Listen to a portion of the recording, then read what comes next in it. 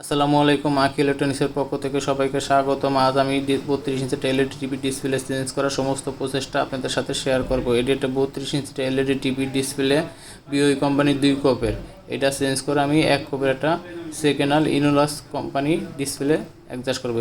ইনোলাক্স কোম্পানির ডিসপ্লেটা দেখেন 1 কোপের, খুব ভালো মানের, কাজ ছাড়া খুব ভালো সার্ভিস দেওয়া থাকে। তো এখন আমি ডিসপ্লেটা অ্যাডজাস্ট করব।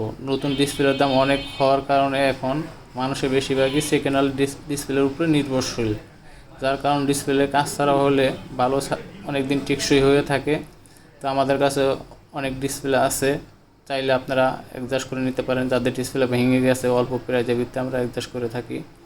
তো আমাদের উপরে কাভারটা অ্যাডজাস্ট কমপ্লিট। এখন আমি চেক করে দেখাবো আপনাদের সাথে সাথে কালার রেজুলেশন কেমন আসছে। তো দেখুন বন্ধুরা, কেমন কত সুন্দর কালার রেজুলেশন গ্রাফিক্স চলে আসছে। ধন্যবাদ সবাইকে।